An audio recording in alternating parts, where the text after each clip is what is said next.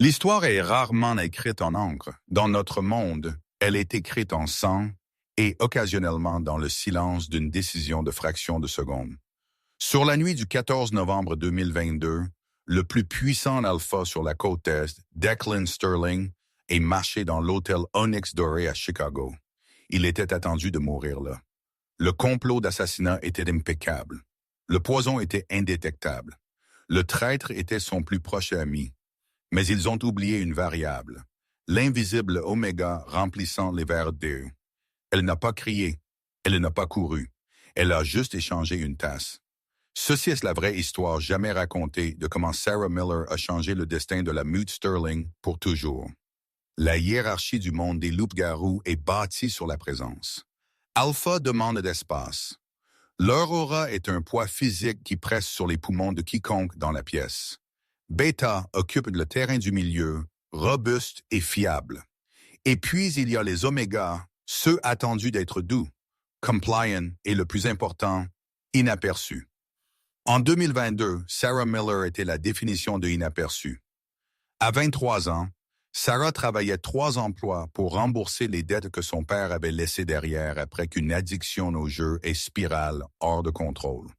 Son revenu primaire venait de l'Onyx Doré, un hôtel hyper luxe au centre-ville de Chicago qui s'adressait exclusivement à l'élite surnaturelle. C'était un terrain neutre, un endroit où les affaires étaient menées, les traités étaient signés et l'odeur d'argent était assez forte pour masquer l'odeur d'agression. Sarah était bonne à son travail parce qu'elle avait maîtrisé l'art de devenir meuble.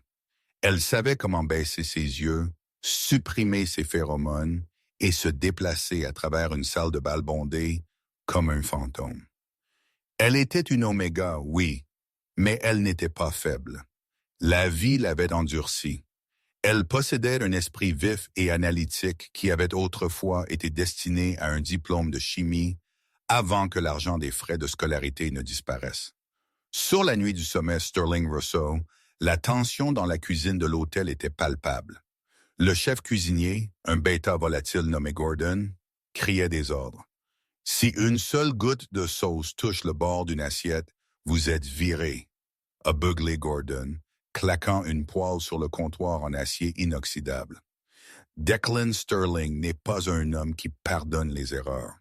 Il possède la moitié de la logistique de la ville. S'il n'est pas content, nous n'existons pas.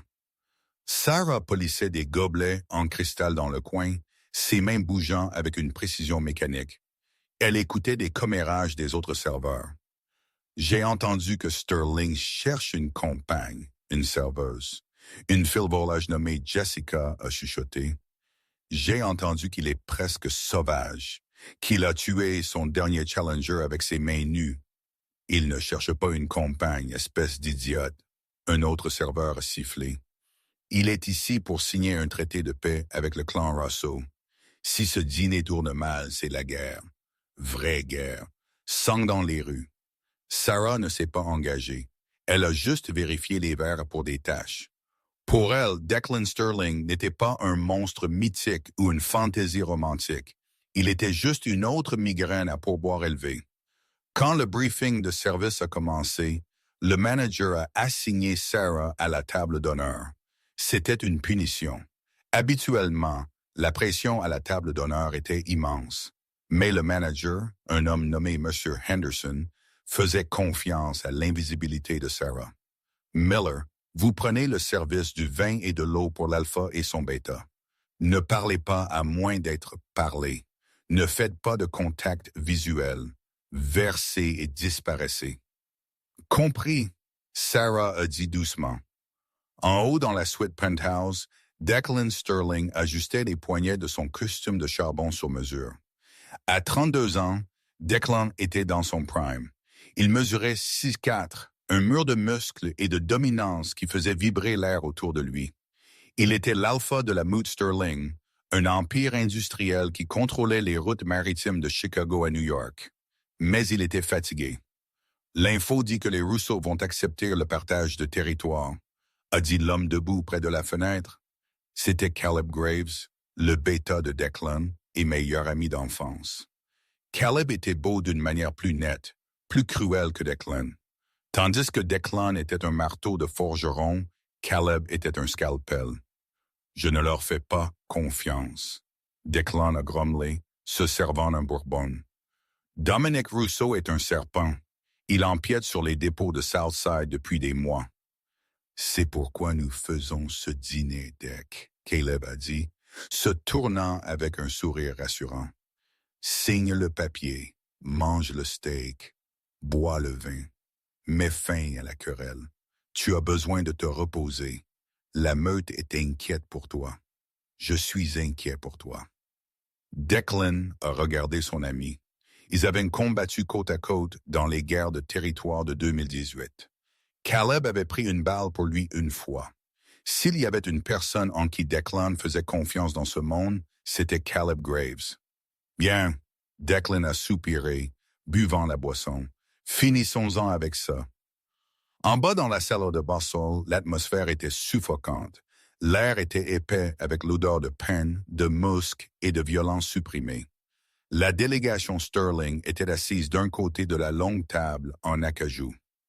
La délégation Rousseau était assise de l'autre. Sarah Miller se tenait dans les ombres contre le mur, une serviette en lin drapée sur son bras. Elle a regardé les hommes puissants se pavaner et grogner bas dans leur gorge, se masquant en conversation polie. Elle a regardé Declan Sterling entrer. Il était terrifiant. C'était sa première pensée. Son pouvoir roulait de lui en vagues, faisant dresser des poils fins sur ses bras. Ses yeux étaient de la couleur des nuages d'orage, scannant la pièce pour des menaces. Il n'a pas regardé le service, il n'a pas regardé le décor, il a regardé les sorties. Sarah a ressenti une étrange attraction, un ping biologique profond dans sa poitrine, mais elle l'a repoussé. Elle était une serveuse Oméga. Il était un roi. Le dîner a commencé, les plats sont venus et sont partis. La conversation était tendue, remplie d'insultes voilées et de négociations passives-agressives.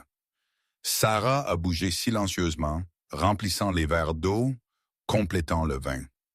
C'était pendant le troisième plat, le carré d'agneau, que l'atmosphère a changé. Une bouteille spéciale de vin a été sortie.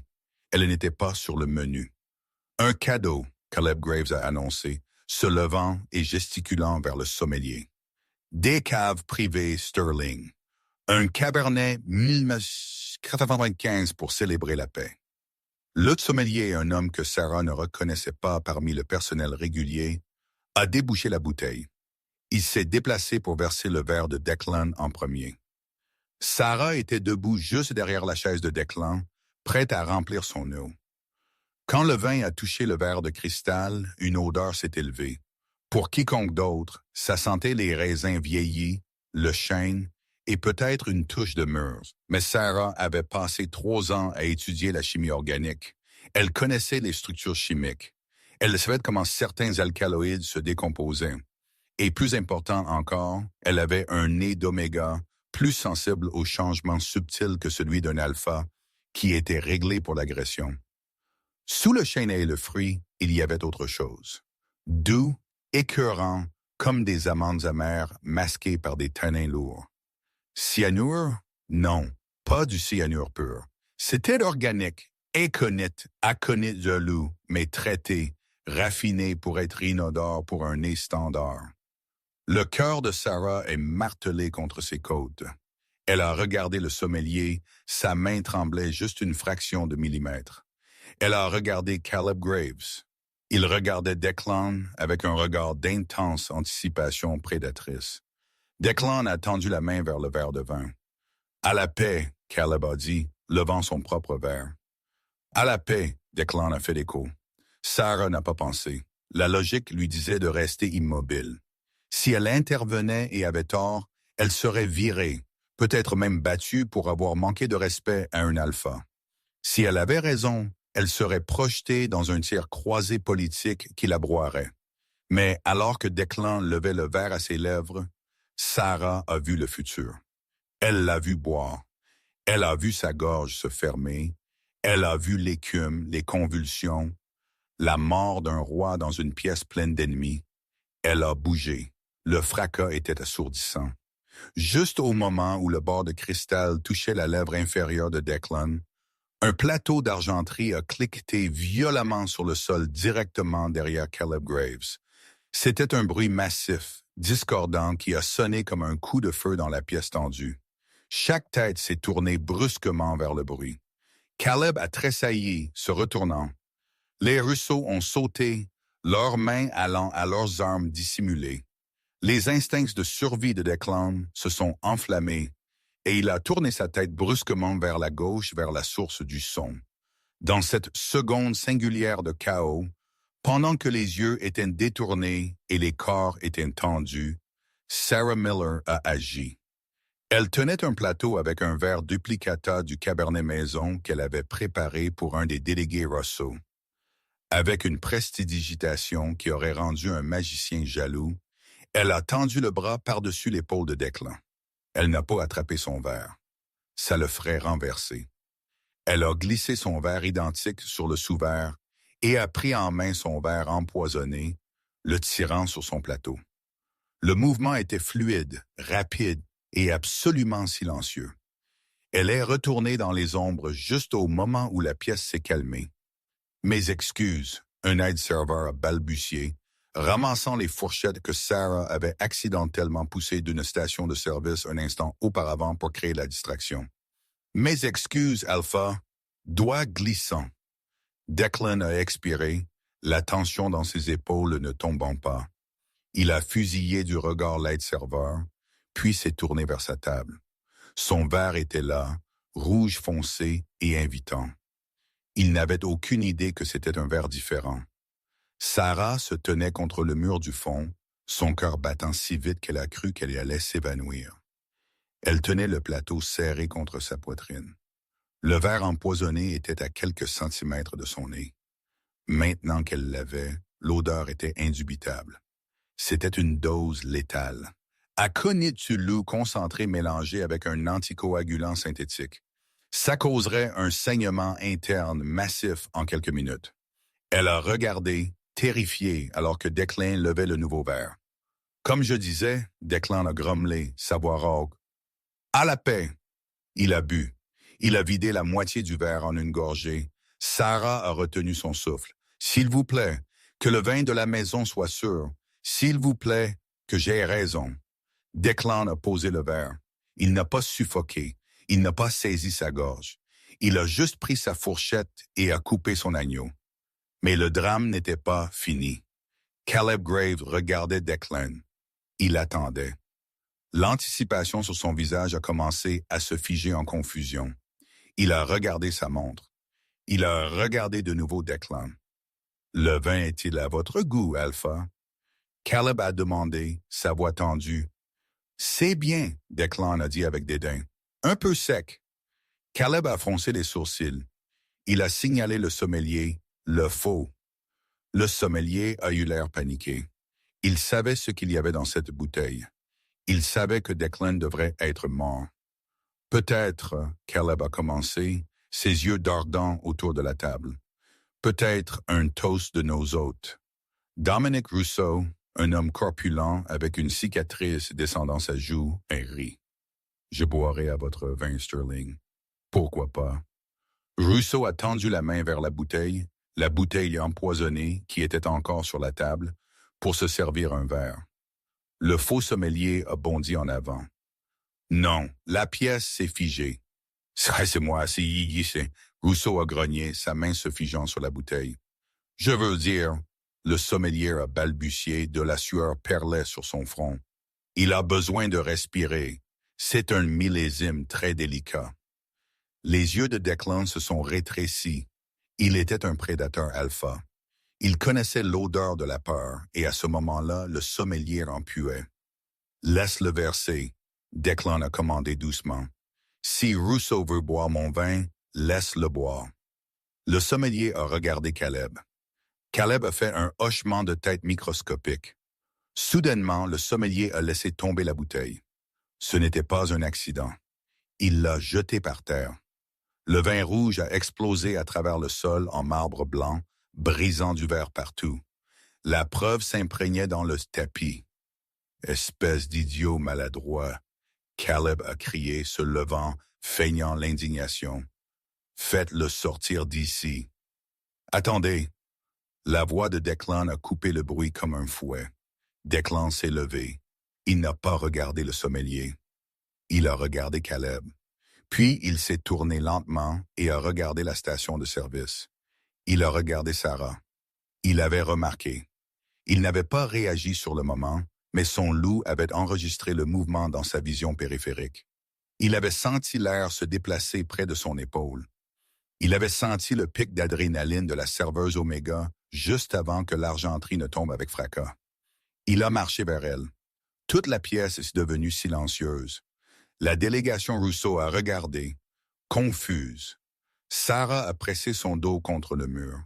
Elle tenait toujours le plateau avec le verre empoisonné dessus. Declan s'est arrêté à 2 pieds d'elle. Il la dominait. « Vous », il a dit. « Monsieur », Sarah a chuchoté, gardant ses yeux baissés. « Donnez-moi ce verre. » Il a pointé celui sur son plateau. « Il est sale, Alpha. Je l'emmenais au lavage. » Elle a menti. Sa voix a tremblé. « Donnez-moi le verre. » Sarah a hésité. Si elle le lui donnait et qu'il le testait, il saurait que quelqu'un avait essayé de le tuer. Si elle ne le faisait pas, il pourrait la tuer pour désobéissance. Elle a étendu le plateau. Declan a pris le verre. Il l'a porté à son nez. Il a inhalé. Ses yeux ont brillé d'or, le signe du loup faisant surface. Il le sentait maintenant. L'aconie tue loup. La mort. Il a regardé le verre dont il venait de boire sur la table. Puis il a regardé le verre dans sa main. Il a réalisé en cette seconde qu'il devrait être mort. Il a regardé Sarah, l'a vraiment regardée. Il a vu les poignets effilochés de son uniforme, l'épuisement sous ses yeux, la terreur et sous la terreur, une étrange étincelle de défi. « Vous les avez échangés », il a murmuré assez bas pour que seule elle puisse entendre. Sarah n'a pas répondu. Declan s'est retourné vers la pièce, le verre empoisonné toujours dans sa main. Il a marché vers la table, ses mouvements prédateurs et fluides. Il s'est arrêté devant Caleb. « Caleb », Declan a dit, sa voix terrifiante de calme. « Vous semblez avoir soif. »« Dec ?» Caleb est souri nerveusement. « J'ai mon propre verre. Buvez-vous celui-ci. » Declan a placé le verre empoisonné devant son meilleur ami. Le silence s'est étiré si finement qu'il a semblé qu'il allait se rompre. « Je ne pouvais pas. »« C'est le vôtre », Caleb a dit, son sourire vacillant. « J'insiste. » Caleb a fixé le vin. Il savait. « Je ne peux pas. » Caleb a chuchoté. « Pourquoi? » Declan a rugi, le son faisant trembler les lustres. « Pourquoi ne pouvez-vous pas le boire, Caleb? »« Parce qu'il est empoisonné, » Caleb a crié, renversant la table. Le chaos a éclaté. Les gardes de sécurité ont tiré leurs armes. Les Russos ont plongé pour se couvrir. Caleb a sorti une arme de sa ceinture, un pistolet à balles en argent illégal dans les territoires de Loups-Garou. Il l'a visé non pas sur Declan, mais sur le témoin. Il l'a visé sur Sarah. Non. Declan a bondi. Bang! La balle a brisé un vase à côté de la tête de Sarah, l'aspergeant d'éclats de porcelaine. Elle laisse tomber au sol, couvrant sa tête alors que la salle de base se transformait en zone de guerre. Declan avait plaqué Caleb et les deux loups se déchiraient mutuellement. Ce n'était pas un combat, c'était une exécution. Declan était plus grand, plus fort et alimenté par la rage de l'ultime trahison. Mais Caleb était désespéré. Il s'est transformé en sa forme partielle, les griffes s'étendant, les dents s'allongeant, et a lacéré la poitrine de Declan, tirant du sang. « Sécurisez les sorties !» Declan a rugi, jetant Caleb à travers la pièce dans un chariot de dessert. L'équipe de sécurité Sterling, réagissant enfin, a envahi la pièce. Ils ont maîtrisé le faux sommelier qui essayait de ramper hors d'une fenêtre de service. Sarah a rampé sous une table de service, tremblant de manière incontrôlable. Elle a vu des chaussures courir et a entendu les grognements de douleur et le craquement écœurant des os. C'était fini en 2 minutes. Caleb Graves gisait inconscient et saignant sur le sol, menotté avec des entraves infusées d'argent. La délégation Rousseau était escortée par leur propre garde, déclarant le traité nul jusqu'à ce que Sterling nettoie sa maison. La pièce était en ruine. Trouver la fille? Declan a aboyé. Il saignait d'une entaille à son épaule, son costume ruiné, sa poitrine haletante. 2 gardes de sécurité ont attrapé Sarah sous la table et l'ont traînée dehors. « Laissez-moi partir », elle a crié. « Amenez-la à la suite », Declan a ordonné. Personne ne lui parle sauf moi. Pas de police, poste de presse. Alpha, son chef de sécurité, un homme ours nommé Marcus, a interjeté. Elle pourrait en faire partie. L'assassin aurait pu l'utiliser pour échanger les tasses. Si elle en faisait partie, je serais mort. Declan a claqué. Bougez. 10 minutes plus tard, Sarah était assise sur un canapé en velours dans la suite présidentielle. Ses mains tremblaient si fort qu'elle ne pouvait pas les joindre. Declan est entré dans la pièce. Il avait enlevé sa veste déchirée et déboutonné sa chemise tachée de sang. Un médecin de la meute finissait de recoudre son épaule. Il a renvoyé le médecin dès qu'il a vu Sarah. Il a versé un verre d'eau d'une bouteille scellée et l'a posé devant elle. « Buvez », il a dit. Elle a bu. Elle était déshydratée par la peur. « Quel est votre nom ?» il a demandé, s'asseyant sur la table basse en face d'elle, envahissant son espace mais gardant ses mains visibles. « Sarah Miller. »« Sarah Miller. » Il a testé le nom. « Vous travaillez pour l'agence? »« Non, je travaille pour l'hôtel. »« Comment avez-vous su? » Sarah a pris une inspiration. L'odeur, ça sentait les amandes, mais le vin était un cabernet. Cabernet devrait sentir le cassis et le cèdre. Amande signifie sanur ou aconite tuelu. Declan l'a étudié. Vous avez une formation?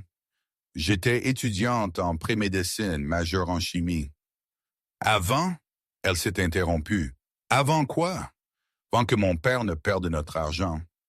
Declan s'est levé et a fait les 100 pas dans la pièce. Caleb Graves a été mon ami depuis que nous avions 5 ans. Aujourd'hui, il a essayé de me tuer pour prendre le titre d'Alpha. Il aurait réussi si une serveuse Oméga n'avait pas décidé de risquer sa vie. Il s'est arrêté et l'a regardé. « Pourquoi l'avez-vous fait? Vous ne me devez rien. Vous auriez pu me laisser mourir et partir. Personne n'aurait su. » Ce n'était pas juste, Sarah a dit simplement. Je n'aime pas le poison. C'est l'âme d'un lâche. Declan a laissé échapper un rire court et sec. Oui, ça l'est. Soudainement, la porte a éclaté ouverte. Marcus, le chef de la sécurité, s'est précipité, l'air pâle. Alpha, nous avons un problème. Quoi maintenant? Caleb n'a pas agi seul. Nous venons d'intercepter une transmission de son téléphone. Il a envoyé un signal juste avant que vous ne le maîtrisiez. Un signal à qui? À l'équipe de tueurs à gages, Marcus a dit sombrement. Ils ne comptaient pas juste sur le poison. Le poison était le plan A. Le plan B est un assaut tactique. Il y a 4 SUV de mercenaires qui montent par l'ascenseur de service en ce moment. Les yeux de Declan se sont écarquillés. Ils étaient dans le penthouse. C'était un piège. Combien d'hommes? 20, lourdement armés, balles en argent. Declan a regardé Sarah. Elle était un dommage collatéral civil. Si elle restait ici, elle mourrait. Préparez l'hélicoptère sur le toit, Declan a ordonné à Marcus. L'hélicoptère est cloué au sol, monsieur. Tir de sniper signalé sur l'héliport. Declan a juré. Nous prenons les escaliers de secours vers le garage. Ma voiture blindée est là. Il a attrapé la main de Sarah. Sa prise était de fer. Je ne peux pas aller avec vous, Sarah a balbutié. J'ai besoin de rentrer à la maison, ma sœur. Si vous rentrez chez vous, vous êtes morte, Declan a dit, l'attirant vers le haut. Les gens de Calais vous ont vu échanger la tasse. Vous êtes le témoin. Vous êtes le fil lâche, jusqu'à ce que j'écrase cette rébellion. Vous m'appartenez. Je n'appartiens à personne. Sarah a claqué, retirant sa main. Declan a fait une pause. Il a regardé le feu dans ses yeux. Une Oméga faisant face à un roi alpha au milieu d'un siège. Il a ricané. Bien, vous êtes avec moi. Choix ou non. Je vous sauve la vie cette fois. Des coups de feu ont éclaté dans le couloir. La porte a volé en éclats. Bougez! Declan l'a attrapée de nouveau, et cette fois elle n'a pas résisté. Ils ont couru par la sortie arrière de la suite, juste au moment où une grenade assourdissante a détonné dans le salon qu'ils venaient de quitter. Le sifflement dans les oreilles de Sarah était assourdissant. Elle courait pour sa vie, main dans la main, avec un homme à qui elle avait servi de l'eau il y a 1 heure. L'ascenseur était compromis. Ils ont atteint la cage d'escalier. Declan a bougé avec une vitesse surnaturelle, portant pratiquement Sarah le long des étages. Qui sont ces gens? Sarah et haletaient alors qu'ils atteignaient le 20e étage. « Mercenaires », Declan a dit, ouvrant la porte d'un coup de pied au niveau du parking souterrain, engagés par quiconque soutenait Caleb. Ils n'avaient pas l'argent pour ça seul. Ils ont fait éruption dans le garage. La voiture de Declan, un SUV blindé noir mat, attendait, mais aussi un homme debout près du capot. Ce n'était pas un mercenaire. C'était une femme. Elle était grande, blonde, et portait une robe de soirée en soie qui semblait déplacée dans le garage en béton. Elle tenait une mitraillette avec une aisance décontractée. Lydia, Declan a grogné, s'arrêtant net. Lydia Cross, l'alpha du territoire voisin, une femme que Declan avait rejetée pour un mariage politique il y a 3 ans. « Bonjour, Declan. » Elle a souri, levant l'arme. « J'ai entendu que vous avez eu un mauvais dîner. Je suis ici pour servir le dessert. » « Vous avez soutenu Caleb, » Declan a réalisé. « Vous voulez le territoire Sterling. »« Je veux tout, chérie. » Elle a déplacé son but sur Sarah. « Et je vois que vous avez ramassé un chien errant. Comme c'est mignon. »« Mettez-vous derrière moi, » Declan a ordonné à Sarah. « Non, » Sarah a chuchoté. Elle a regardé le tuyau du système d'arrosage qui courait directement au-dessus de la tête de Lydia. Elle a regardé l'extincteur monté sur le mur à côté d'elle. « Faites-moi confiance, » Sarah a chuchoté. Avant que Declan ne puisse l'arrêter, Sarah a attrapé l'extincteur et ne l'a pas visé sur Lydia. Elle l'a visé sur le capteur de chaleur au plafond. Elle a pulvérisé le CO2 glacial directement sur le capteur.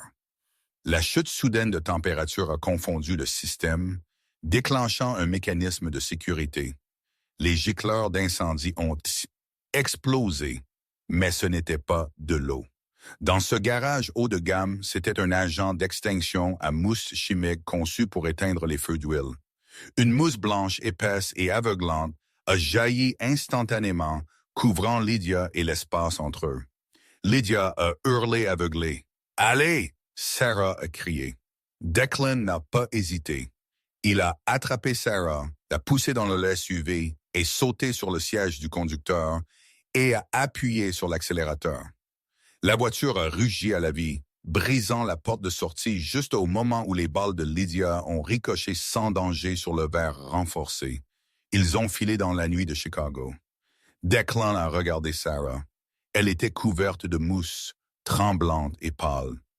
« Vous avez transformé un extincteur en arme, » il a dit, l'air impressionné. « Système de suppression chimique, » elle a corrigé, reprenant son souffle. « Ça bloque la vision et rend le sol glissant. » Declan Sterling, le roi Alpha, a regardé la serveuse Oméga. Pour la première fois depuis des années, il a senti un sourire sincère tirer sur ses lèvres. « Sarah Miller, » il a dit, « je pense que vous et moi allons avoir une conversation très intéressante. »« Conduisez juste, » elle a dit, penchant sa tête en arrière contre le siège en cuir, « et vous me devez une augmentation. » Le SUV blindé a dévalé l'autoroute, une traînée noire coupant à travers la forte pluie de Chicago. À l'intérieur, le silence était plus lourd que le plaquage d'acier des portes. Declan a conduit avec une main sur le volant. Son autre bras pendait inutilement à son côté, le sang s'imprégnant à travers le bandage improvisé que le médecin de la meute avait appliqué à l'hôtel. L'adrénaline de l'évasion s'estompait, remplacée par la réalité froide et palpitante de la blessure par balle et la blessure encore plus profonde de la trahison. Sarah s'est assise sur le siège passager, fixant le rétroviseur latéral. Elle s'attendait à voir des phares les poursuivre, mais la route derrière était vide. « Où allons-nous » elle a demandé, sa voix à peine audible au-dessus du vrombissement du moteur. « Maison sûre » Declan a serré les dents. « Au nord, près de la frontière du Wisconsin. Pas d'électronique, pas de réseau. Si Lydia Cross traque mon téléphone, elle perdra le signal une fois que nous atteindrons la ligne d'arbre. » Votre épaule, Sarah a souligné, regardant la tache sombre s'étendant sur sa chemise. Vous saignez à travers. Je vivrai. Les alphas guérissent vite. Pas si la balle était à pointe d'argent, Sarah a rétorqué. L'âme de Caleb, elle sonnait différemment. Plus lourd. S'il y a des fragments d'argent là-dedans, votre facteur de guérison ne se déclenchera pas. Ça vous empoisonnera. La mâchoire de Declan s'est serrée. Il savait qu'elle avait raison. Il pouvait sentir la sensation de brûlure, un genre de feu spécifique qui signifiait que l'argent touchait sa chair. Mais il ne pouvait pas s'arrêter. Pas encore. Ils ont conduit pendant encore 2 heures, laissant les lumières de la ville loin derrière. Le paysage s'est passé du béton à des forêts denses de pins. Finalement, Declan a tourné sur un chemin de terre non marqué. Le SUV a gravi un chemin escarpé et sinueux jusqu'à ce qu'ils atteignent une cabane cachée profondément dans les bois. Ce n'était pas une cabane rustique. C'était une forteresse déguisée en pavillon construite en bois et pierres renforcées. Declan a garé la voiture et a coupé le moteur. Le silence des bois s'est précipité. « Entrez » il a ordonné, sa voix tendue. Il a ouvert sa porte et a trébuché. Sarah était là instantanément. Elle a couru autour de la voiture et s'est glissée sous son bon bras, prenant son poids. « Je vous tiens » elle a grogné. Il était lourd, un mur de muscles, mais elle a planté ses talons dans la boue. « Je n'ai pas besoin de taisez-vous et marchez » elle a claqué. Ils sont entrés à l'intérieur. L'intérieur était froid et sentait l'air vicié et le cèdre. Declan s'est effondré sur un canapé en cuir dans la pièce principale. Sarah n'a pas attendu la permission. Elle est passée en mode survie. « Où est-ce le kit médical » elle a demandé. « Cuisine. » Sous l'évier, Declan a râlé, ses yeux se fermant. Sarah a couru. Elle a trouvé une boîte médicale tactique qui semblait appartenir à une zone de guerre. Elle l'a attrapée avec une bouteille de whisky qu'elle a trouvée sur le comptoir et un couteau à steak propre. Elle est retournée au salon et s'est agenouillée à côté de lui. « Ça va faire mal » elle a dit, coupant sa chemise ouverte. La blessure était laide. La balle avait traversé la partie charnue de l'épaule, mais les bords étaient noirs et grésillants, brûlure d'argent. « C'est passé » Declan a marmonné, regardant la blessure avec un intérêt clinique détaché. « Mais il y a des éclats. »« Je dois l'enlever » Sarah a dit, ses mains tremblant légèrement. Elle a pris une profonde inspiration, forçant le tremblement à s'arrêter. « Chimie » elle s'est dit. « C'est juste de la chimie et de la biologie, action et réaction. » Elle a versé du whisky sur ses mains et le couteau, puis elle l'a versé sur la blessure. Declan a rugi, un son guttural qui a fait trembler les fenêtres. Ses yeux ont brillé d'or, ses canines s'allongeant. Pendant une seconde, Sarah a pensé qu'il pourrait lui arracher la gorge dans un réflexe de douleur. Mais il est resté immobile. Il a serré la coudoir du canapé jusqu'à ce que le cuir se déchire. « Fais-le » il a grogné. Sarah a travaillé pendant 20 minutes. C'était une tâche macabre et sanglante. Elle a utilisé des pincettes pour retirer 3 minuscules éclats d'argent du muscle. Chaque fois qu'elle le touchait, elle pouvait sentir la chaleur émanant de sa peau. Finalement, elle a recousu la plaie et l'a bandée serrée.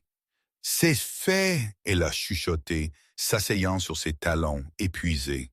Ses mains étaient couvertes du sang du roi Alpha. Declan a ouvert ses yeux. L'or s'estompait, revenant au gris orageux. Il a regardé le plafond, respirant lourdement. « Vous avez de bonnes mains » il a dit. « Je vous ai dit que j'étais en pré-médecine. »« Pourquoi avez-vous arrêté » Sarah s'est levée et a marché vers la cuisine pour laver le sang. « Mon père, il a emprunté de l'argent aux mauvaises personnes. Usuriers, pas des loups-garous, juste des humains. Mais ils étaient assez vicieux. Ils ne pouvaient pas payer. Ils ont menacé de brûler notre maison. J'ai utilisé l'argent de mes frais de scolarité pour payer sa première tranche. Puis j'ai pris les emplois pour payer le reste. Elle a frotté ses mains jusqu'à ce que la peau soit à vif. Il est mort quand même. Crise cardiaque, probablement due au stress. M'a laissé avec la dette. Elle a senti une présence derrière elle. Elle s'est retournée. Declan se tenait dans l'embrasure de la porte. Il avait l'air pâle. Mais il était debout. La pure résilience physique d'un alpha était terrifiante. « Combien ?» il a demandé. « Quoi ?»« La dette. Combien reste-t-il ?»« 40 000, elle a dit. « Mais ça n'a pas d'importance maintenant si les Rousseau ou Lydia me trouvent. L'argent est le moindre de mes problèmes. » Declan est entré dans la cuisine. Il a ouvert le réfrigérateur. Il était vide, sauf pour quelques bouteilles d'eau. Il en a attrapé 2. « La dette est partie, » il a dit, lui tendant une eau. « Considérez ça comme un paiement pour la chirurgie. » Sarah a pris l'eau, le regardant. « Je ne vous ai pas sauvé pour l'argent, Declan. » C'était la première fois qu'elle avait utilisé son prénom sans être.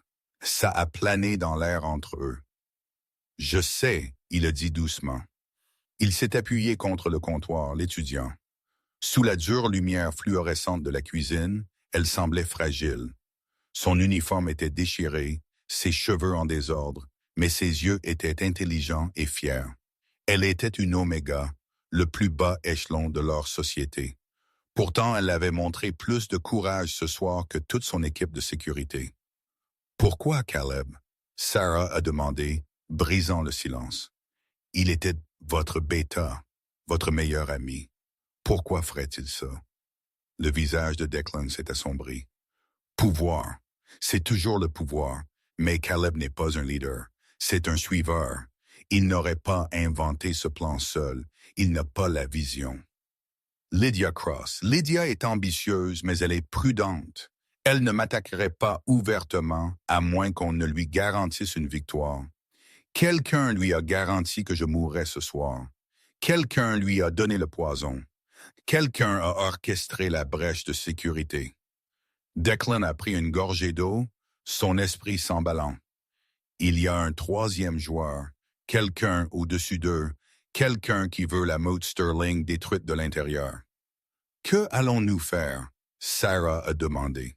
Declan a regardé la fenêtre où la première lumière de l'aube commençait à saigner à travers les arbres. « Je vais les traquer, » il a dit, sa voix tombant à un murmure létal, « et je vais les tuer tous. » Il a regardé Sarah. « Mais d'abord, nous devons savoir qui ils sont. Et pour ça, je dois retourner en ville. » « Vous ne pouvez pas, » Sarah a argumenté. « Ils surveilleront tout. Votre appartement, votre bureau, l'hôtel. » « Je ne vais pas à mon bureau. » Declan a ricané, une expression froide et dangereuse. « Nous allons à l'endroit où ils ne chercheront pas, et vous allez m'aider à y entrer. » La maison de verre n'était pas une maison. C'était une ferme de serveurs souterraine et une archive de données cachée sous une usine textile abandonnée dans le district industriel. Elle appartenait à un homme connu seulement sous le nom du tisseur, un courtier en information qui opérait en dehors de la politique de meute. Declan et Sarah sont arrivés aux portes de l'usine 24 heures plus tard. Ils avaient abandonné le SUV blindé, voyant dans les bois et volé un pick-up rouillé d'un camp de bûcherons pour éviter la détection. Declan portait une combinaison de mécanicien qu'il avait trouvé dans le camion, et Sarah portait un sweat à capuche surdimensionné. Ils avaient l'air de personne. « Restez près de moi », Declan a murmuré alors qu'il marchait à travers les portes rouillées de l'usine. « Le tisseur est unique. Il n'aime pas les alphas. Il nous trouve bruyants. » Ils sont descendus par un ascenseur de fret caché. Quand les portes se sont ouvertes, le contraste était saisissant. L'usine au-dessus était en ruine. La pièce en dessous était un sanctuaire immaculé aux murs blancs, vrombissant au son des ventilateurs de refroidissement. Des rangées de serveurs tapissaient les murs. Assis au centre de la pièce, entouré de moniteurs, se trouvait un petit homme frénétique en fauteuil roulant. Il tapotait sur un clavier holographique.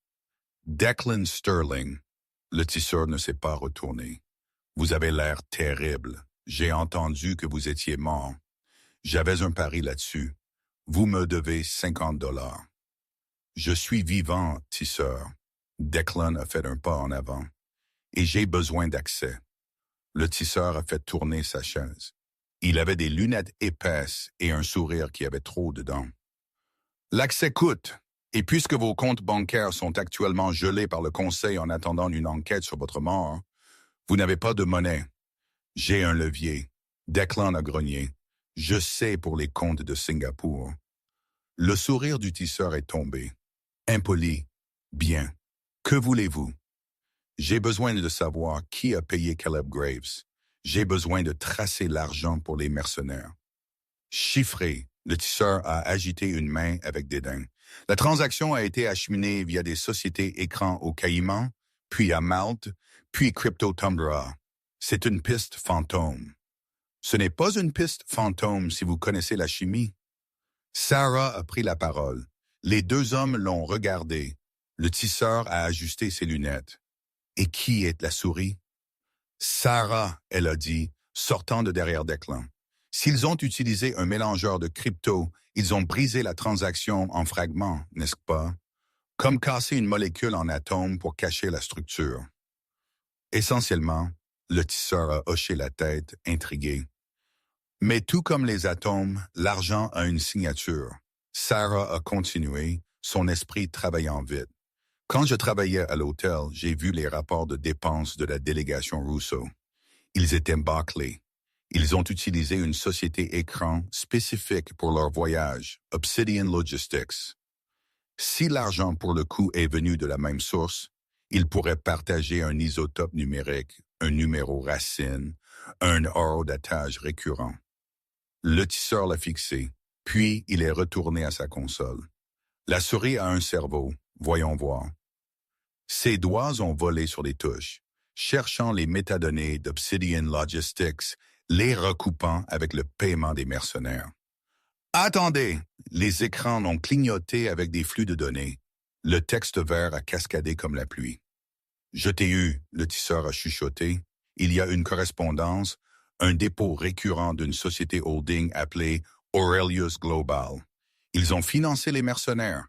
Ils ont financé le compte offshore de Caleb. Et le tisseur a fait une pause. Il a regardé Declan, son visage pâle. « Et quoi? » Declan a demandé.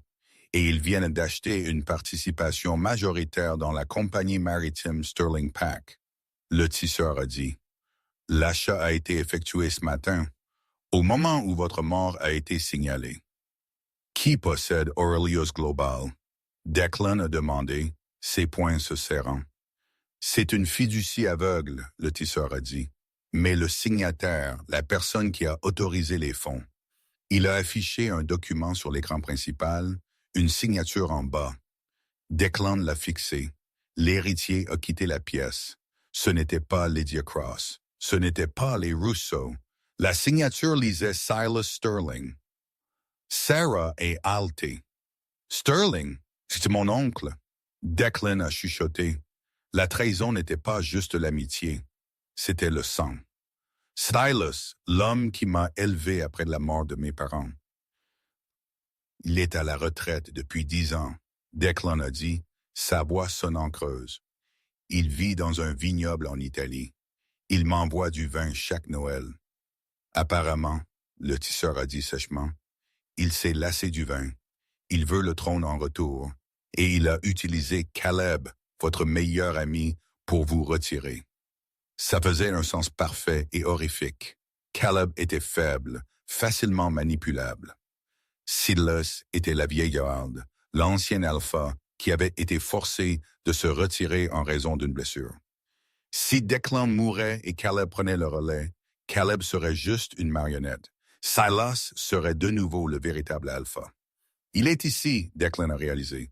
S'il a signé l'achat aujourd'hui, il est à Chicago. Il l'est, le tisseur a confirmé. Il tient actuellement un service commémoratif pour vous au domaine Sterling. Toutes les familles sont là, les Rousseau, les Cross, tout le monde. Declan a regardé l'écran. Un flux en direct d'un hélicoptère de nouvelles montrait le terrain de sa propre maison. Une tente massive était installée. Les gens étaient vêtus de noir. Et là, debout au podium, l'air affligé et solennel, se trouvait un homme plus âgé aux cheveux argentés. « C'est Lou Sterling, il enterre un cercueil vide », Declan a dit. Et revendiquant mon empire, il s'est tourné vers Sarah. « Nous devons aller au domaine », Sarah a demandé, les yeux grands ouverts. « Declan, il y a des centaines de loups là-bas. Si vous entrez, Silas va juste finir le travail. Il dira que vous êtes un imposteur ou fou, il a des chiffres. » Elle a raison. Le tisseur a noté. Mission suicide.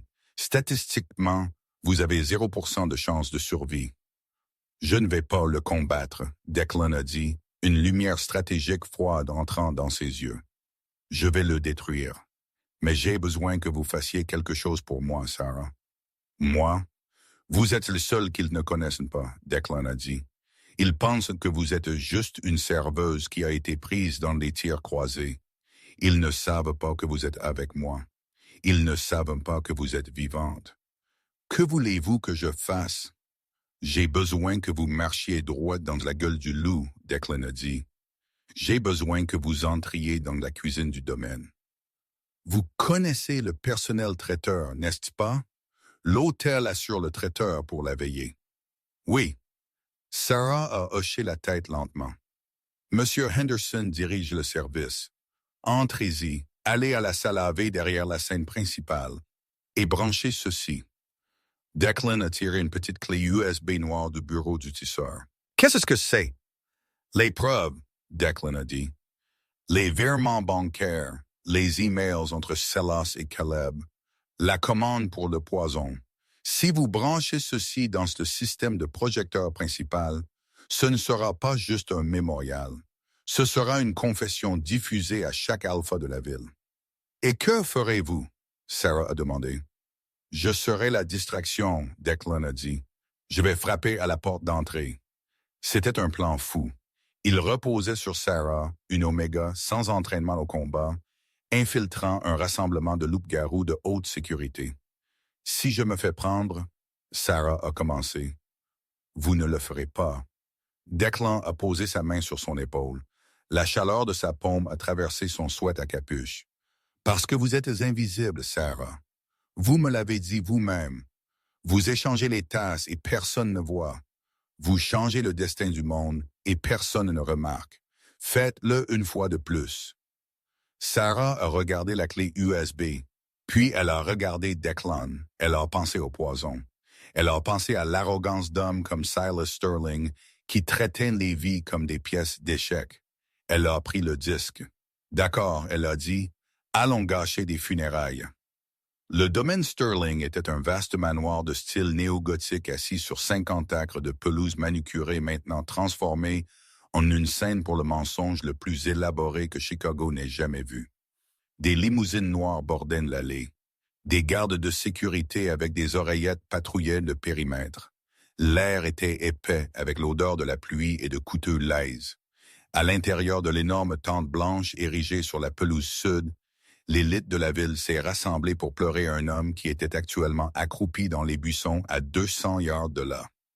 Sarah Miller a ajusté son col. Elle n'était plus Sarah la fugitive. Elle était juste du personnel.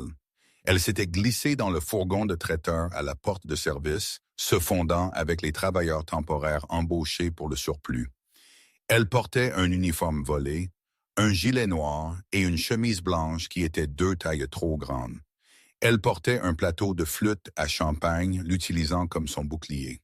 « Bougez », un superviseur a aboyé, claquant des mains. « Les discours commencent dans 10 minutes. Je veux chaque verre plein. » Sarah a gardé la tête baissée, marmonnant un « oui, monsieur », et s'est déplacée dans la foule.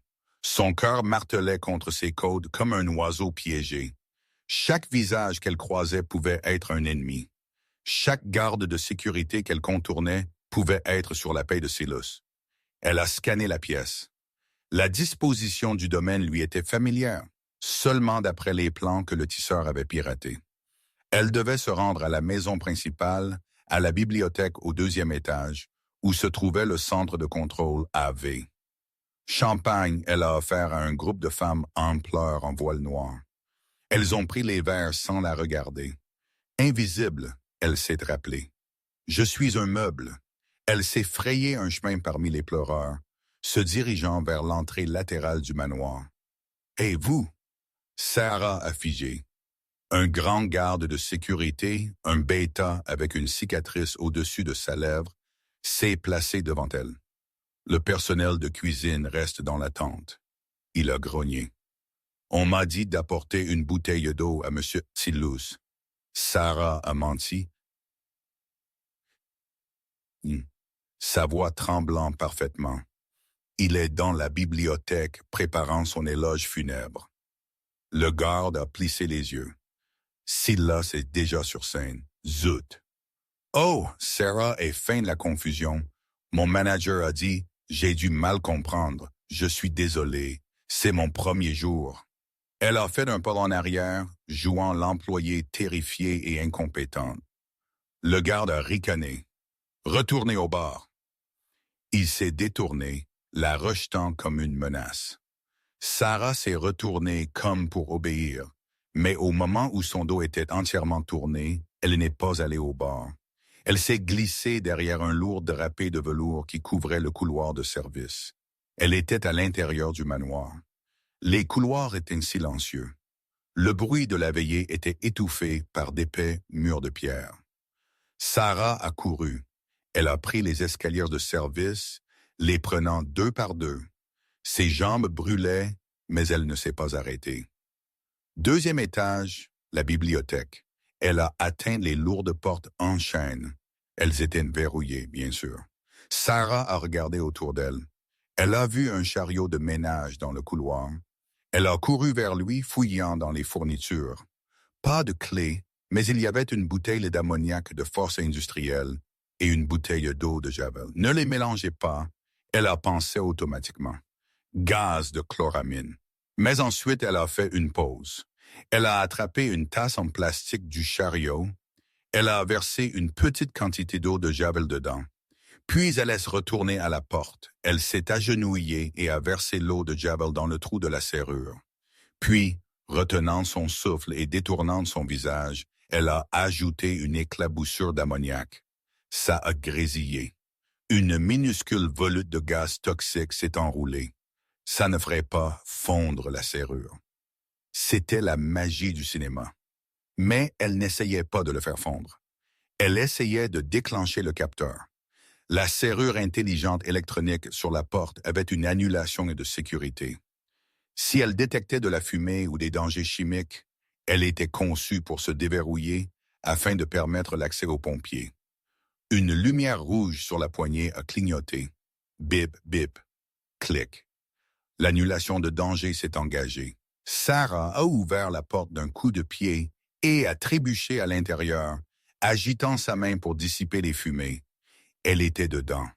Le centre de contrôle AV était un ensemble de moniteurs installés sur un bureau antique. Des câbles couraient partout, alimentant la diffusion en direct vers les écrans géants dans la tente à l'extérieur. Sur les écrans, elle a vu Silas Sterling s'approcher du podium. Il avait l'air digne, triste, un acteur parfait. « Mon neveu », Silas disait, sa voix amplifiée par les haut-parleurs, était une âme troublée. Le fardeau du leadership, ça l'a brisé. Sarah s'est précipitée vers la console. Elle a trouvé le port d'entrée. Elle a tiré la clé USB de sa poche. « Ne touchez pas à ça. » La voix est venue des ombres de la bibliothèque. Sarah s'est retournée. Un homme est sorti. Ce n'était pas un garde, c'était le faux sommelier de l'hôtel, l'homme qui avait versé le poison. Il tenait un pistolet silencieux. « Vous », il a souri cruellement, « la petite serveuse, vous êtes plus dur à tuer qu'un cafard. » Sarah s'est reculée contre le bureau. « Vous êtes l'homme de Silus. »« Je suis un professionnel. » Il a corrigé. « Et vous êtes un fil lâche. » Il a levé l'arme. La main de Sarah a balayé derrière elle, cherchant quelque chose sur le bureau. Ses doigts ont frôlé une lourde carafe en verre de whisky. « Des derniers mots ?» l'assassin a demandé. Ouais, Sarah a dit. Attrapé. Elle n'a pas jeté la carafe sur lui. Elle l'a jeté sur la multiprise principale sur le sol, le parasurtenseur sur lequel tout l'équipement AV était branché. Le verre lourd a brisé le boîtier en plastique. Whisky, alcool à haute teneur a éclaboussé sur les étincelles vives. Fou! Une flamme bleue a éclaté instantanément, déclenchant le système d'extinction d'incendie dans la pièce, mais pas de l'eau, gaz à long. L'assassin a tressailli au flash soudain de feu. Dans cette fraction de seconde, Sarah ne s'est pas enfuie. Elle a bondi. Elle n'était pas une combattante, mais elle était désespérée. Elle a claqué son corps dans ses genoux. Il a fléchi, surpris par sa férocité. L'arme a glissé sur le sol. Il l'a frappé fort dans les côtes. Sarah est haletée, la douleur explosant dans sa poitrine, mais elle s'est précipitée vers le port USB. Espèce de stupide fille! L'assassin a attrapé sa cheville. Elle a donné un coup de pied en arrière, son talon se connectant à son nez, un craquement écœurant. Il a crié et a lâché. Sarah s'est hissée à la console. Sa vision nageait sur l'écran. Silas essuyait une fausse larme. Et ainsi nous devons aller de l'avant. Sarah a enfoncé la clé USB dans le port. Elle a appuyé sur Entrée. À l'intérieur de la tente, le silence était révérencieux. Silas Sterling commandait la pièce, son visage un masque de chagrin solennel. Declan n'avait pas d'air, Silas a psalmodié, agrippant le podium. C'est avec un cœur lourd que j'accepte le fardeau du titre d'Alpha. Soudainement, l'écran LED massif derrière lui a clignoté. L'image du portrait souriant de Declan a disparu, remplacé par un grincement aigu de statique qui a fait reculer la foule. Puis, l'audio a explosé à travers les haut-parleurs. Est-ce fait? La voix était indubitable. C'était Silas. Pas encore, monsieur, est venue la réponse enregistrée de Caleb. Mais le poison est prêt. Une onde de choc a traversé l'assemblée. Silas a figé, son visage se vidant de couleur. Assurez-vous qu'ils le boivent. L'enregistrement a continué, froid et impitoyable. Je ne veux pas d'une fusillade désordonnée. Si vous me décevez, vous le rejoignez. Coupez le flux. Silas a crié, de la sueur perlait sur son front. Coupez-le maintenant. Mais l'écran a changé. Ce n'était plus de la statique, c'était une feuille de calcul. Aurelius Global et Caleb Graves. Aurelius Global aux mercenaires d'Obsidian. Les dates correspondaient. Les montants étaient stupéfiants. Mensonge. Silas et Hurley, son sang-froid se brisant. Ceci est un deepfake, une attaque de piratage par nos ennemis. Est-ce que la voix n'est pas venue des haut-parleurs? Elle est venue de l'arrière de la tente. La mère de pleureurs vêtue de noir s'est séparée. Debout à l'entrée, éclairée par la lumière grise de l'après-midi, se trouvait un fantôme. Declan Sterling. Il était sale, taché de sang et furieux. Il a marché dans l'allée centrale, sa boiterie masquée par une pure volonté. Ses yeux brillaient d'un or terrifiant, l'aura d'Alpha roulant de lui en vagues si intenses que les loups plus faibles tombaient à genoux. « Bonjour, oncle », Declan a dit, sa voix portant son microphone. « Vous, » Silas a balbutié, « vous êtes mort. Vous avez payé pour un rapport. » Declan s'est arrêté au pied de la scène. « Tout comme vous avez payé pour des poisons. Tout comme vous avez payé pour mon meilleur ami. » Silas a regardé autour de lui. Le doute dans les yeux de ses gardes était visible. La colère dans la délégation Rousseau montait. Il perdait la pièce. « Tuez-le » Silas a hurlé, pointant un doigt tremblant. « C'est un imposteur, tuez-le maintenant » 3 des gardes du corps personnel de Silas se sont transformés en plein air, la fourrure jaillissant des vêtements. La foule a crié. Declan n'a pas eu le temps de se transformer. Il a attrapé le premier loup par la gorge, le claquant, même, Michette. le claquant au sol avec une force brise-os. Il a esquivé les griffes du second loup et a enfoncé un poing dans ses côtes. C'était une bagarre brutale et efficace. Mais Silas ne regardait pas. Il courait vers sa voiture privée. En haut dans la fenêtre de la bibliothèque, Sarah l'a vu. Elle a attrapé la radio de sécurité qu'elle avait trouvée. « Attention toutes les unités », elle a crié dans le micro, imitant l'autorité qu'elle avait entendue de Declan. La cible fuit par la sortie nord, arrêtez-le. Les gardes du périmètre, confus mais réagissant à l'ordre, ont bloqué la porte nord. La voiture de Silas a freiné avec un crissement. Declan, ayant fini les gardes du corps, a sprinté vers la voiture. Silas est sorti en titubant, brandissant une dague en argent. « J'ai construit cette famille. » Silas a craché, lacérant Declan. « Vous la ruinez avec votre faiblesse. » Declan a attrapé le poignet de Silas, ignorant le grésillement de l'argent brûlant sa peau. « La trahison est faiblesse, Silas. » Declan a grogné. Il a tordu. Un claquement a fait écho. Silas a laissé tomber le couteau, hurlant. Declan l'a poussé dans la boue. « Je vous défie, » Silas a sifflé, regardant les alphas environnants. « Ici même, vous n'avez aucune autorité. » Dominic Rousseau a fait un pas en avant, le dégoût sur son visage.